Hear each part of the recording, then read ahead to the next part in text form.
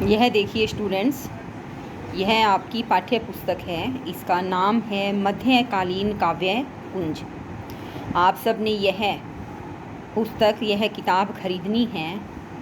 बाज़ार में बड़े आराम से 30-40 रुपये में यह मिल जाती है। आप इसकी सेकंड हैंड प्रति भी खरीद सकते हैं।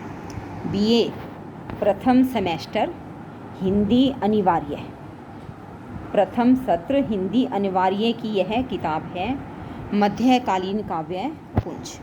मध्यकालीन काव्य कुंज। इससे पहले यूट्यूब वीडियो के माध्यम से मैं आपको इस किताब का पहला चैप्टर कबीरदास करवा चुकी हूँ।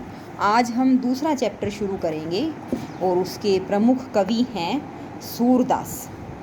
मैंने आपको पहले बताया है कि मध्यकालीन काव्य कुंज किताब से आपको पता चलेगा कि हिंदी साहित्य का मध्यकाल आपके सिलेबस में लगाया गया है और मध्यकाल के दो भाग हैं, भक्ति काल और रीति काल। भक्ति काल के आप 5 कवि पढ़ेंगे, जबकि रीति काल के 2, कुल 7 कवि आपके सिलेबस में हैं।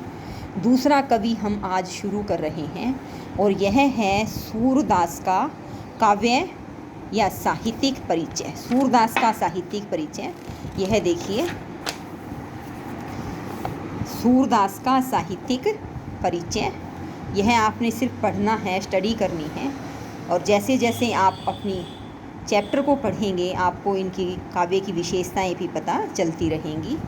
सूरदास का साहित्यिक परिचय करने के बाद, सूरदास जी का साहित्यिक परिचय करने के बाद, याद करने के बाद, पढ़ने के बाद आपको इनके बारे में, इनकी रचनाओं के बारे में बेसिक जानकारी, जिसको कहते हैं ना मूलभूत जानकारी, प्राप्त होगी। आइए आज हम इनका पहला चैप्टर शुरू करते हैं।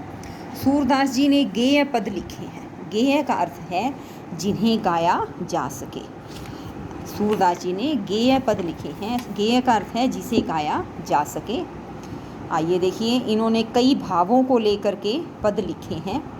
पहले कुछ पद जो हैं विनय भावना के हैं, ईश्वर के प्रति विनय भावना, विनम्रता से, जिसे भक्ति भावना भी कह सकते हैं, विनय भाव की भक्ति का इसके माध्यम से वर्णन है। सूरदास जी ने लिखा है कि अविगत गति कछु कहत न आवे। अविगत का अर्थ है जिसे कोई जानता नहीं है। उस ईश्वर परमात्मा की गति का अर्थ क्या है कि उसकी चाल कैसी है, वह काम कैसे करता है, उसके बारे में कुछ कहते नहीं बन पाता। इसका अर्थ क्या है? वो कहते हैं कि भाई जो ईश्वर का निर्गुण रूप है उसे कोई जानता नहीं है, तो उसके बारे में कुछ भी कहा जाना मेरे लिए संभव नहीं है। फिर उन्होंने उदाहरण किसका दिया है?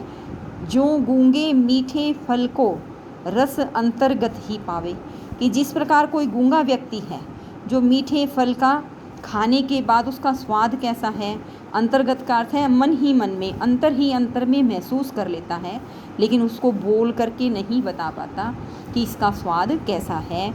इसी तरह से जो निर्गुण ब्रह्म है, निर्गुण ईश्वर है, या ईश्वर का जो निर्गुण रूप है, उसके बारे में कुछ कहा नहीं जा सकता। परम स्वाद सब ही सु निरंतर अमित तोष उपजावे। वह जो निर्गुण ईश्वर है उसका जो अनुभव है, जो उसका आनंद है, वह अंदर ही अंदर संतोष उत्पन्न करता है, पर किसी को व्यक्त नहीं किया जा सकता। मन वाणी को अगम अगोचर जो जाने सो पावे। सूरदास जी कहते हैं कि वह परमात्मा मन और वाणी से अगम अगोचर है, जो उसे जानता है वह ही उसे पा सकता है। अर्थात वह अपने अनुभव को किसी दूसरे के साथ बांट नहीं सकता, बता नहीं सकता। रूप रेख गुण जाति जुगति बिनु निरालंब कित धावे। उस परमात्मा की कोई रूप रेखा गुण जाति कोई जुगत नहीं है। बिनु का अर्थ है बिना, जिसकी कोई रूप रेख गुण जाति जुगत नहीं है। निरालंब का अर्थ है जिसका कोई आधार नहीं है। सूरदास जी कहते हैं कित धावे, कि उसका ध्यान कैसे करें, उसके ध्यान को किया जाना संभव नहीं है। सब विधि अगम विचार ही ताते सूर सगुण लीला पद गावे। सूरदास जी क्या कहते हैं कि निर्गुण परमात्मा को सब तरह से अगम अगोचर विचार करके ही सूरदास जी ईश्वर की सगुण रूप की लीला के पद गाते हैं। अर्थात निर्गुण ईश्वर की आराधना करना आसान काम नहीं है, और अगर कोई निर्गुण ईश्वर की आराधना कर भी लेता है तो उसका आनंद स्वयं महसूस कर सकता है, किसी दूसरे को बता नहीं सकता। इसीलिए सूरदास जी ईश्वर के सगुण रूप की लीलाओं के पद का गुणगान गाते हैं, ईश्वर के सगुण रूप का ध्यान और आराधना करते हैं। आइए दूसरा पद पढ़ते हैं, मोस्ट इम्पोर्टेंट भी है और बहुत अच्छा है कि प्रभु को देखो एक सुभाई। सुभाई का अर्थ है स्वभाव। सूरदास जी कहते हैं मैंने प्रभु का, परमात्मा का एक स्वभाव देखा है कि वो कैसे हैं, अति गंभीर उदार उद्दि। वो अति गंभीर भी हैं और उदार कैसे हैं, उद्दि का अर्थ है समुद्र की तरह से उदार भी हैं। अर्थात परमात्मा गंभीर भी हैं और उनका स्वभाव उदार भी है। ज्ञान शिरोमणि राई, ज्ञान का अर्थ है ज्ञान शिरोमणि, ज्ञानियों में सर्वश्रेष्ठ शिरोमणि है। ज्ञान शिरोमणि राई का अर्थ है कि उस परमात्मा को सभी ज्ञानियों में सर्वश्रेष्ठ मानते हैं। तिनका सो अपने जन को गुण मानत मेरु समान। तिनका का अर्थ है तिनके के समान छोटा सा।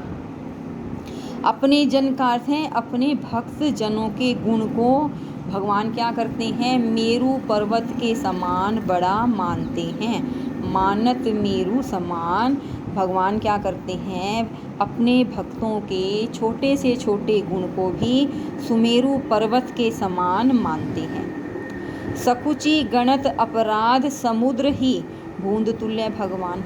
और भगवान क्या करते हैं, भगत के समुद्र के समान बड़े पाप को भी सकुचाकर शर्माकर गिनते हैं। बूंद तुल्य भगवान, उसको बूंद की तरह से देखते हैं। अर्थात भक्त के छोटे से छोटे गुण, छोटे से छोटे किए गए अच्छे काम को तो भगवान सुमेरु पर्वत के समान देखते हैं, और जबकि भक्त के अवगुणों को भगवान कैसे देखते हैं, बूंद के समान छोटा करके देखते हैं। अगर भक्त ने समुद्र जितने बड़े पाप किए हैं, अपराध किए हैं, तो भगवान उसे बूंद के समान छोटा करके देखते हैं। वदन प्रसन्न कमल सन्मुख हवई देखत हूँ हरि जैसे।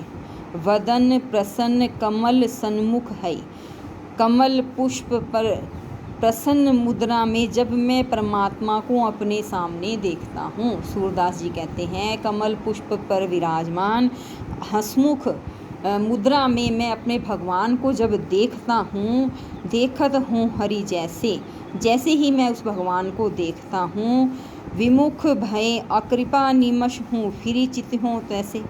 और अगर मैं कभी एक निमिष, एक पल मात्र के लिए भगवान की कृपा से विमुख हो जाता हूँ, उनसे दूर होता हूँ, तो मेरा मन फिर घूम फिर कर उन्हीं के पास आ जाता है। फिरी चित्तयों तो तैसे, मैं वैसे फिर घूम फिर कर उन्हीं के पास आ जाता हूँ। भक्त विरह कातर करुणा में डोलत पाछे लागे। भगवान जो हैं भक्त के विरह में व्याकुल हो जाते हैं और अपने भक्त के पीछे पीछे घूमते फिरते हैं।